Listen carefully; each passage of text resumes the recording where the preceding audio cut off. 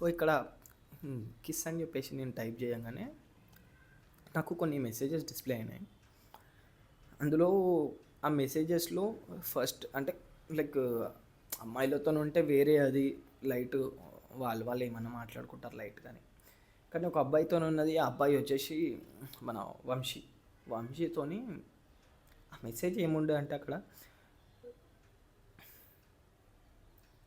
థియేటర్లో కిస్ ఎలా ఉండే అని చెప్పేసి అనే మెసేజ్ ఉండే. నేను ఆ మెసేజ్ చూడగానే ఇక్కడ నుంచి బయటికి వచ్చే టైంలో నేను ఇంకా తన లోపల ఉంది, నేను బయట నుంచి డోర్ వేసేసి ఇద్దరు పర్సన్స్ తనకు పరిచయం అయ్యారు కాలేజ్లో. ఇద్దరు బాయ్స్. సో సృజనకి ఇద్దరు బాయ్స్ పరిచయం అయ్యారు ఆ కాలేజ్లో. వాళ్ళ పేర్లు వచ్చేసి ఈ విధంగా మెసేజెస్ ఉన్నాయి, కిస్ ఎలా ఉండే అని చెప్పేసి ఈ విధంగా ఉన్నాయి. అంటే ఒక బాయ్ ఫ్రెండ్ ఉన్న దాని తర్వాత కూడా నీకు ఇంకో కోడితో నీకు కిస్ ఎట్లా పెట్టుకోవాలనిపించింది. ఇప్పటికి కూడా నాకు లోపల బాధనే వేస్తుంది, కానీ నా కళ్ళలో నుంచి నీళ్ళ చుక్క కూడా బయటికి వస్తలేదు. అంటే నేను ఆ పిల్ల గురించి ఏడ్చి ఏడ్చి ఏడ్చి ఏడ్చి ఏడ్చి చాలా స్ట్రగుల్ అయ్యి చాలా కష్టాలు పడి చాలా కన్నీళ్ళు వేస్ట్ చేసుకొని చాలా అదైనా ఇదంతా బాగానే ఉంది.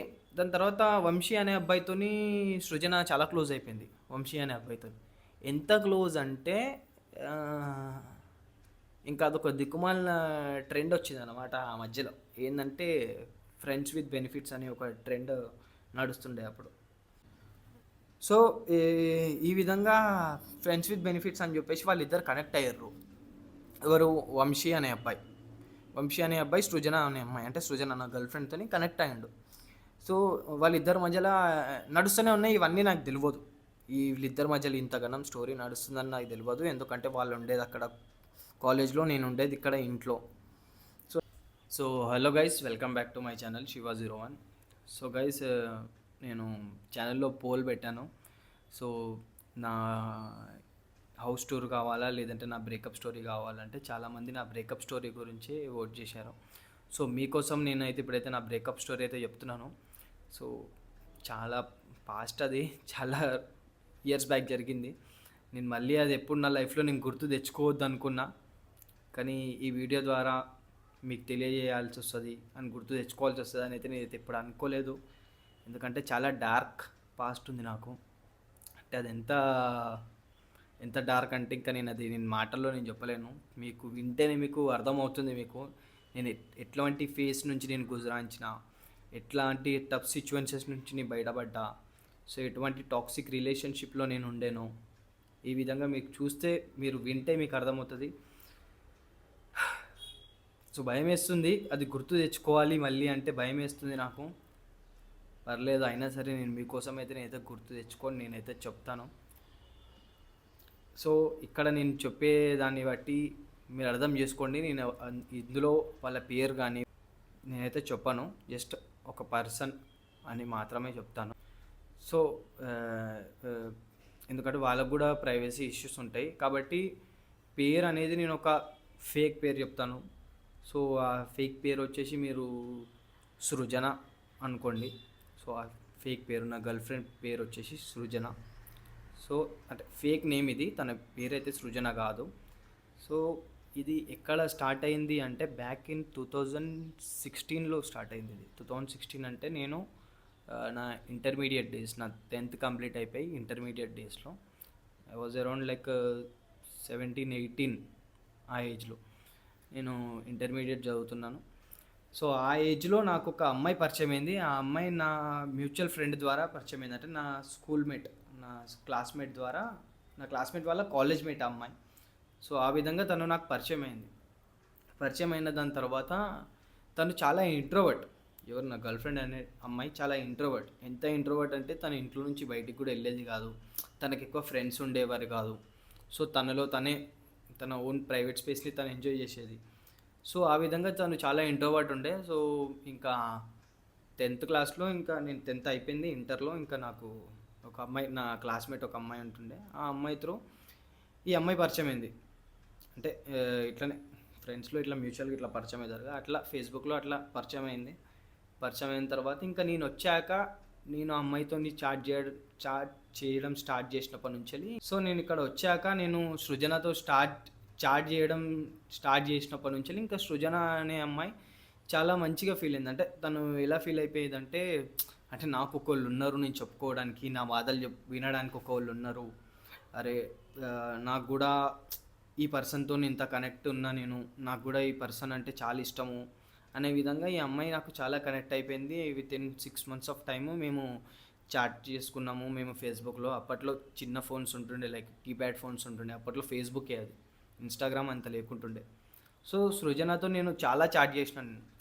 మేమిద్దరం చాలా కనెక్ట్ అయిపోయినాం చాటింగ్లో. తను తన బాధలు షేర్ చేసుకోవడం, నా బాధలు నేను షేర్ చేసుకోవడం, ఇట్లా అన్నీ షేర్ చేసుకున్న దాని తర్వాత ఇంకా నేను ఆ అమ్మాయి ఒక 6 months దాకా మేము, అంటే ఆ అమ్మాయి ఫొటోస్ నా దగ్గర ఉన్నాయి, నా ఫొటోస్ ఆ అమ్మాయి దగ్గర ఉన్నాయి. ఆ సృజన ఫేస్ టు ఫేస్ ఎప్పుడు చూడలే మేము, జస్ట్ ఫొటోస్లో చూసుకున్నాం మేము. అండ్ దాని తర్వాత 6 months దాకా మేము కలవలేదు అసలు. నేను సృజన అనే అమ్మాయి కలవలేదు. దాని తర్వాత 6 months తర్వాత, ఎందుకంటే అమ్మాయి చాలా ఇంట్రోవర్ట్ ఉంటుండే, చాలా భయపడుతుండే అమ్మాయి. 6 months తర్వాత నేను ఆ అమ్మాయిని ఇంకా నేనే తనకు చెప్పకుండా వెళ్ళి కలిసిన తన కాలేజ్ దగ్గరికి. సో ఇక్కడ కాలేజ్ అంటగానే తను వచ్చేసి గర్ల్స్ కాలేజ్, తను వచ్చేసి గర్ల్స్ కాలేజ్. సో ఆ కాలేజ్ దగ్గరకు వెళ్ళి తనని కలిసినాక ఇంకా దాని తర్వాత నుంచి వెళ్ళి కలవడం స్టార్ట్ చేసినాం మేమిద్దరం. సో కలిసిన దాని తర్వాత ఇంకా ఆల్రెడీ మేమిద్దరం రిలేషన్షిప్లోకి వెళ్ళిన దాని తర్వాత గైస్ అవన్నీ గుర్తు తెచ్చుకుంటే నాకు బాధ అనిపిస్తుంది, కానీ తప్పదు, నేను చెప్తా.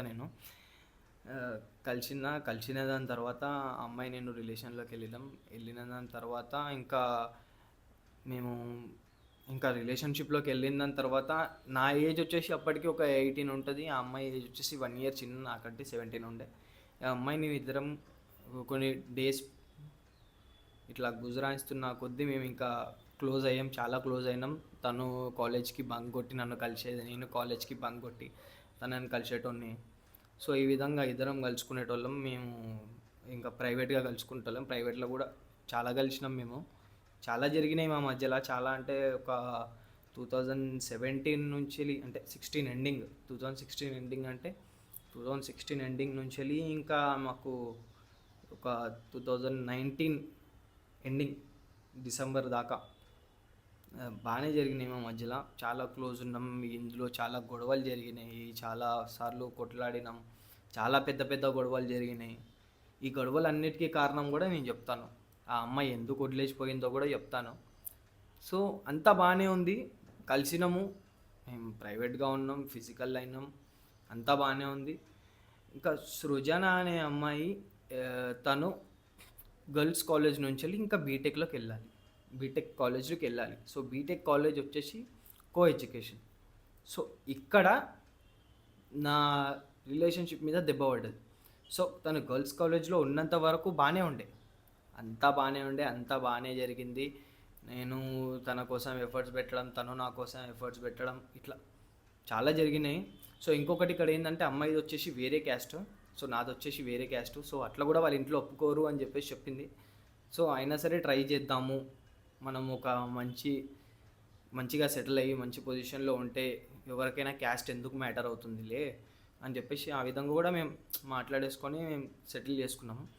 సో ఇక్కడ దెబ్బ ఎడబడ్డదంటే నా రిలేషన్షిప్కి తను కో ఎడ్యుకేషన్ కాలేజీలోకి వెళ్ళినాక దెబ్బ పడ్డది. సో ఇక్కడ ఏమైపోయిందంటే, నేను సృజన చాలా క్లోజ్ ఉండేటోళ్ళు.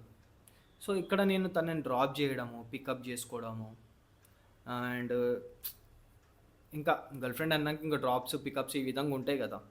సో నాకేమైపోయిందంటే, నేను ఇంటర్ అయిపోయిన తర్వాత అంటే యాక్చువల్గా నేను డిస్కంటిన్యూ చేసిన ఇంటర్ సెకండ్ ఇయర్ డిస్కంటిన్యూడ్. అంటే ఎందుకంటే కొంచెం ఫైనాన్షియల్ సిచ్యువేషన్స్ వల్ల నేను డిస్కంటిన్యూ చేసిన, అండ్ ఇంకొకటి మా ఫాదర్ ఎక్స్పైర్డ్ అవ్వడం వల్ల నేను చదువు ఆపేయడం జరిగింది. సో నాకు చదువు మీద కూడా పెద్దగా ఇంట్రెస్ట్ లేకపోతుండే, అంటే నాకు ఎప్పటికీ ఒక యాక్టర్ అవ్వాలి అనేది ఒక గోల్ అనేది ఉంటుండే. సో ఇది మైండ్లో పెట్టుకొని నేను ఎప్పుడు చదువు మీద పెద్ద ఇంట్రెస్ట్ అనేది చూపించలేదు నేను. ఇంకోటి ఏంటంటే ఫైనాన్షియల్గా కూడా కొంచెం ఇబ్బంది ఉండే. సో ఈ విధంగా ఉన్నప్పుడు ఇంకా నేను ఏదైనా ఒక వర్క్ చేయాలి.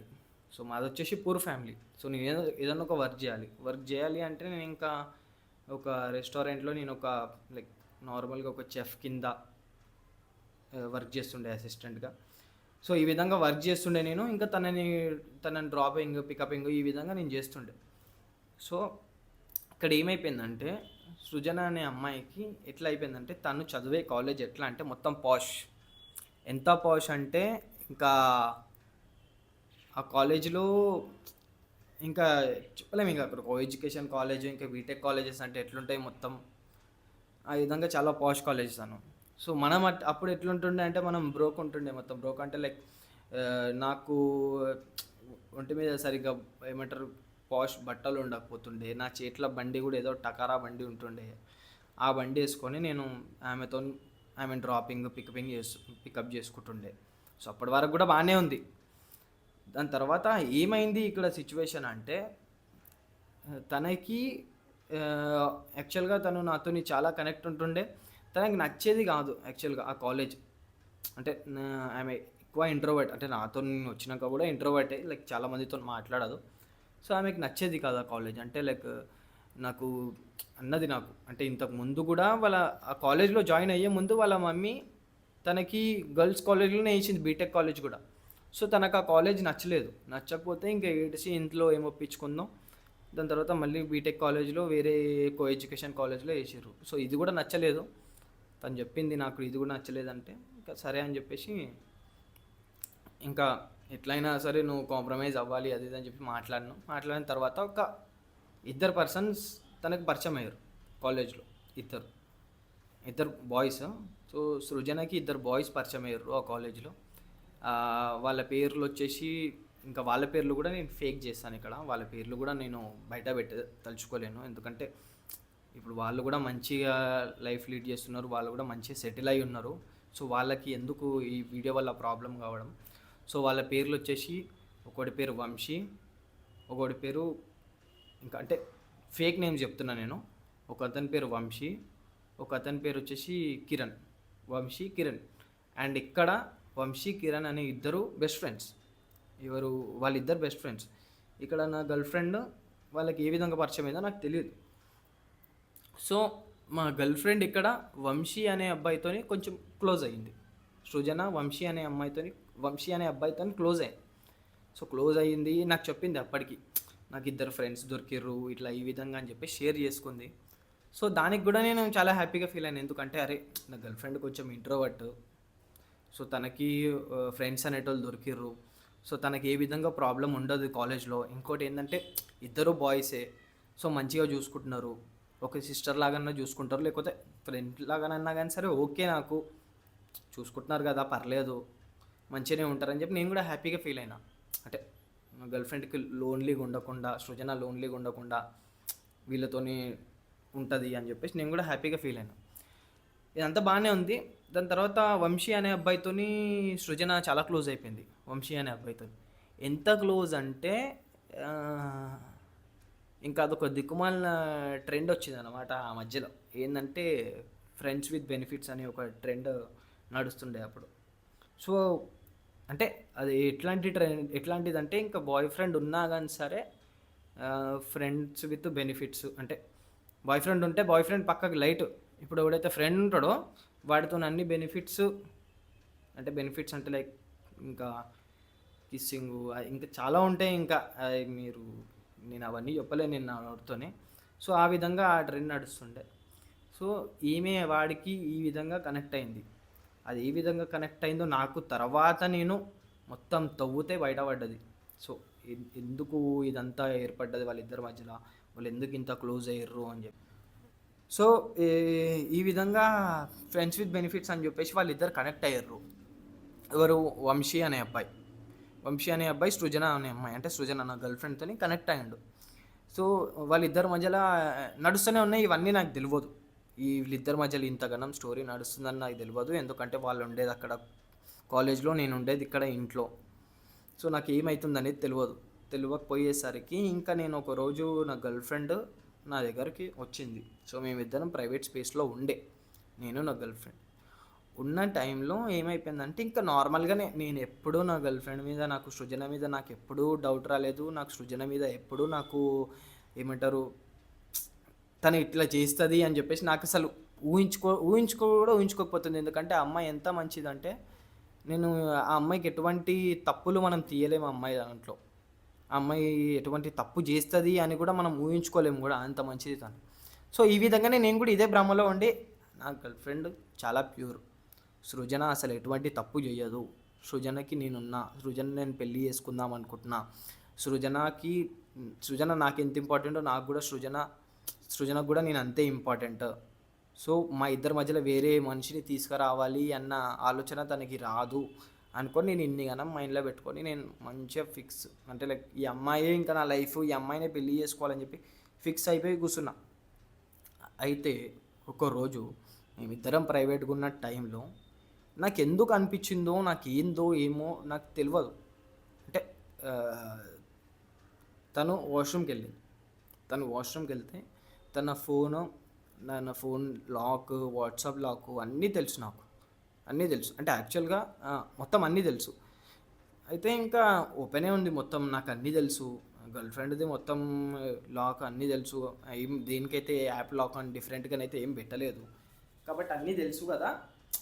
ఇట్లా నార్మల్గానే తను వాష్రూమ్లోకి వెళ్ళిన తర్వాత నేను వాట్సాప్ ఓపెన్ చేసిన తన వాట్సాప్ ఓపెన్ చేసేసి సెర్చ్ లిస్ట్లో సెర్చ్ అంటే పైన సెర్చ్ ఉంటుంది, చాట్ సెర్చ్. ఆ సెర్చ్లో నేను ఏం చేశానంటే ఇంకా కిస్ అనే కీవర్డ్ టైప్ చేశాను. కిస్ అంటే ఆ వర్డ్ టైప్ చేస్తే ఆ వర్డ్తోని ఎన్ని అయితే మెసేజెస్ ఉంటాయో అవన్నీ మెసేజెస్ మనకి డిస్ప్లే అవుతాయి. సో కిస్ అని చెప్పేసి టైప్ చేసేసరికి ఇక్కడ లేకపోతే నాకు అర్థమవుతలేదు. సో కొన్ని వాటర్ ఇవ్వవా, నాకు గొంతు ఆరిపోతుంది.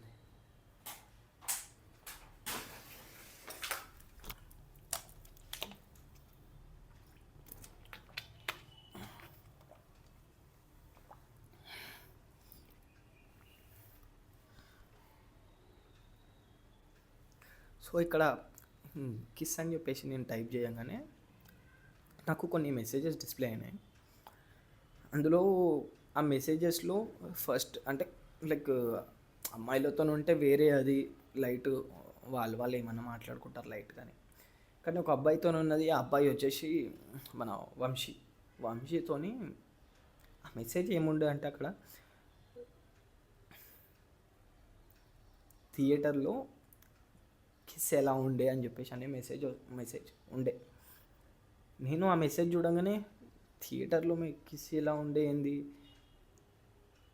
ఈ మెసేజ్ వీడెందుకు పెట్టిండు, ఈమె ఎందుకు దానికి నవ్వుకుంటూ ఎమోజీ రియాక్ట్ అయ్యింది, నాకు అర్థం కాలేదు. అసలు నాకు మొత్తం టోటల్ బ్లాంక్, అసలు ఏమవుతుందో నాకు అర్థమవుతలేదు.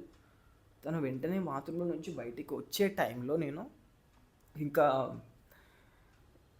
తను లోపల ఉంది, నేను బయట నుంచి డోర్ వేసేసిన. అంటే మెసేజెస్ అన్నీ చదవాలి, నేను ఆ మెసేజెస్ ఏమున్నాయి నేను చదవాలి. సో తనని బయట నుంచి డోర్ వేసేసిన దాని తర్వాత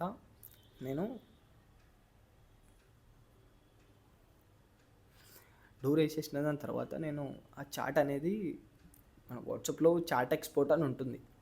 సో చాట్ ఎక్స్పోర్ట్ ఏంది అంటే ఇక్కడ మనం ఏం చేయొచ్చు అంటే చాట్ ఎక్స్పోర్ట్లో నువ్వు with media and without media అని ఉంటుంది. అంటే విత్ మీడియా అంటే నీకు చాట్ ఎక్స్పోర్ట్ అయ్యి నీ జీమెయిల్కి రావడానికి చాలా టైం పడుతుంది. అంటే లైక్ మీడియా అంతా దాంట్లో ఎక్స్పోర్ట్ అయ్యి దానికి చాలా టైం పడుతుంది.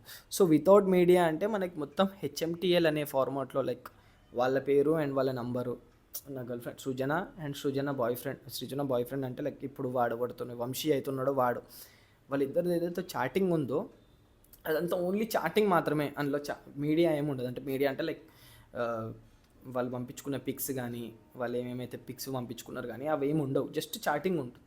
ఆ చాట్ ఎక్స్పోర్ట్ కొట్టుకున్న చాట్ ఎక్స్పోర్ట్ ఇప్పటికీ నా ఫోన్లో ఇప్పటికీ ఉంది, ఇప్పటికీ నా జీమెయిల్లో ఉంది, ఇప్పటికీ నేను అది చూస్తా. నాకు బాధపడ్డప్పుడల్లా నేను చూస్తా.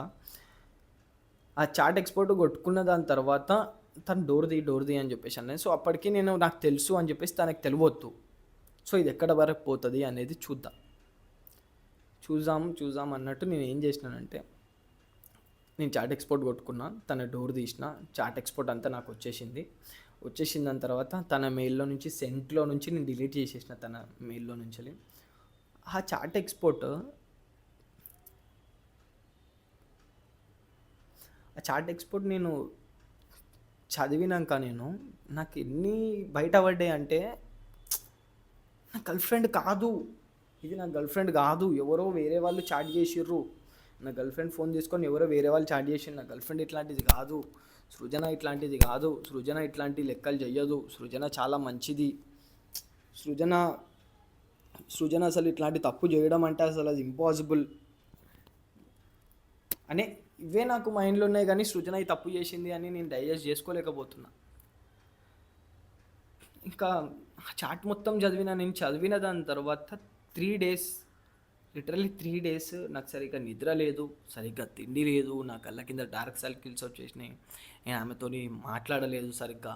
తను ఏం మాట్లాడినా కానీ సరే లైక్ ఇగ్నోర్ చేయడము, లైక్ నార్మల్గా మాట్లాడడం అంతే తనకు అర్థం కాలేదు నేను ఎందుకు అట్లా మాట్లాడుతున్నా, నేను ఎందుకు అట్లా బిహేవ్ చేస్తున్నా అనేది తనకు అర్థం కాలేదు.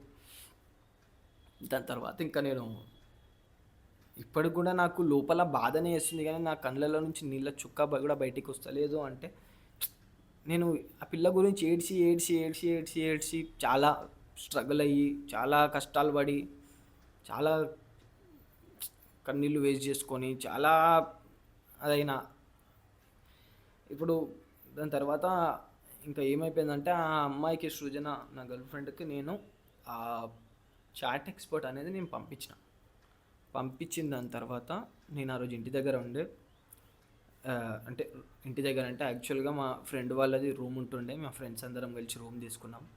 మేము ఒక 5-6 మెంబర్స్ ఉంటుండే. సో అందరూ వాళ్ళ డ్యూటీస్కి కాలేజెస్కి వెళ్ళిపోతుండే.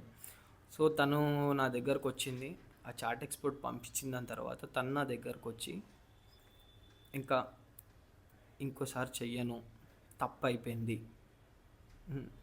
సో ఈ చాట్ ఎక్స్పోర్ట్లో ఏముందని చెప్పేసి మీకు చెప్పాలి దానికంటే ముందు. సో చాట్ ఎక్స్పోర్ట్లో వచ్చేసి చెప్పడానికి నాకు ధైర్యం చాలట్లే, కానీ నేను ధైర్యం తెచ్చుకొని నేను చెప్తున్నా. చాట్ ఎక్స్పోర్ట్లో వాళ్ళిద్దరూ థియేటర్లో కిస్ చేసుకున్న దాని గురించి కన్వర్జేషన్ ఉంది. అండ్ ఫ్రెండ్స్ విత్ బెనిఫిట్స్, మనం ఇప్పుడు ఫ్రెండ్సా లేదంటే ఏంది, మన రిలేషన్ ఏంది అని చెప్పేసి ఇక్కడ నుంచి అది మెసేజ్ ఉంటే అక్కడ నుంచి మా ఫ్రెండ్స్ విత్ బెనిఫిట్స్ అని చెప్పేసి అని ఉంది. ఈ విధంగా మెసేజెస్ ఉన్నాయి, కిస్ ఎలా ఉండే అని చెప్పేసి ఈ విధంగా ఉన్నాయి. అంటే ఒక బాయ్ ఫ్రెండ్ ఉన్న దాని తర్వాత కూడా నీకు ఇంకో కోడితో నీకు కిస్ ఎట్లా పెట్టుకోవాలనిపించింది అంటే, నీకు నా దగ్గర నుంచి ఏమన్నా తక్కువ అవుతుంటే నాకు చెప్పు అనే క్వశ్చన్స్ నేను అడగలేకపోయినా. సో ఇంట్లో ఈ విధంగా ఉండే చాట్, ఇంకా నేను అంతా చెప్పలేను. సో కిస్ ఎలా ఉంది ఇది అని చెప్పేసి అని ఉంది. అండ్ ఇంకొకటి చెప్పడం మర్చిపోయినా, కిస్ అనే వర్డ్ కీవర్డ్ టైప్ చేసిన దాని తర్వాత వెంటనే నేను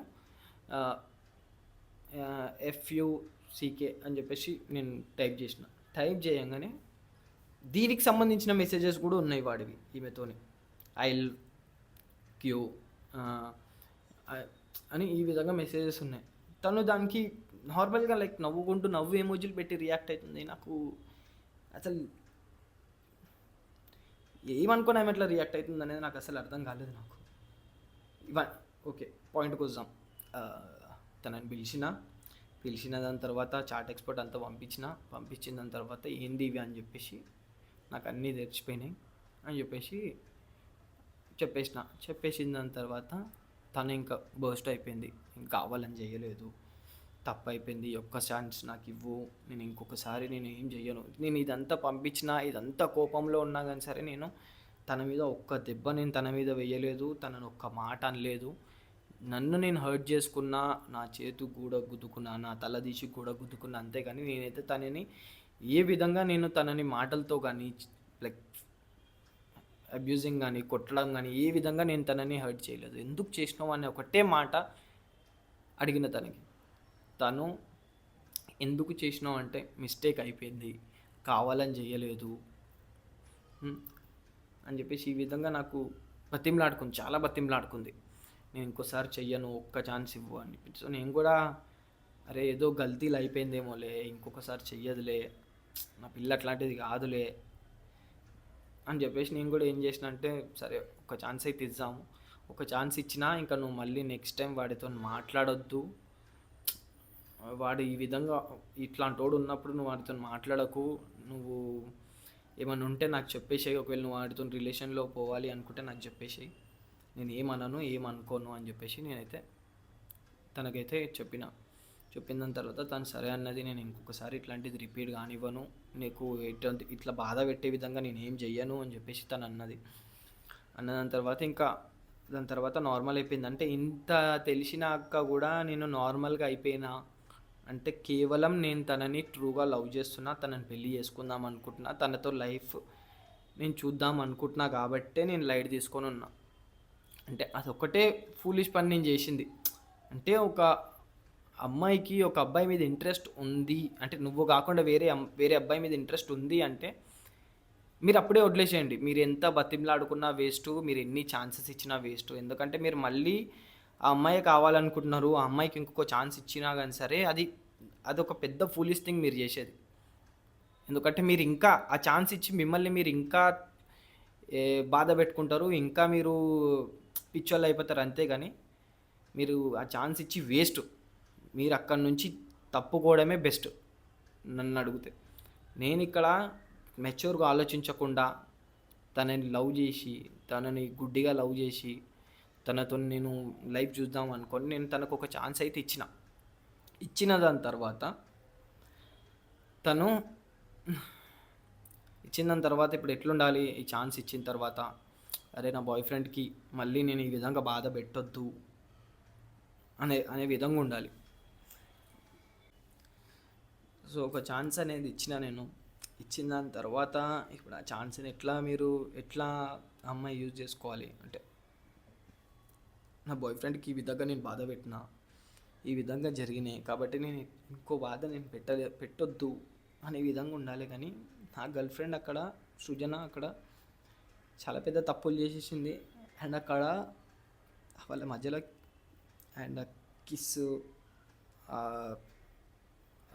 చాటింగ్ ఇవే కాకుండా ఇంకా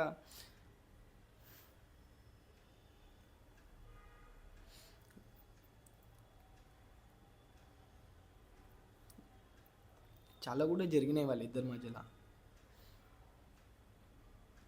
అంటే నాకు అనిపిస్తుంది ఎట్లా మోసం చేయాలనిపిస్తుంది ఒక మనిషి ఇంతగానం లవ్ చేసిన సెకండ్ ఛాన్స్ ఇచ్చినాక కూడా ఎట్లా మోసం చేయాలనిపిస్తుంది. నాకు చెప్పాలంటే నాకు మాటలు వస్తలేవు. నాకు ఏం జరిగింది అనేది సెకండ్ టైం ఏదైతే జరిగిందో అది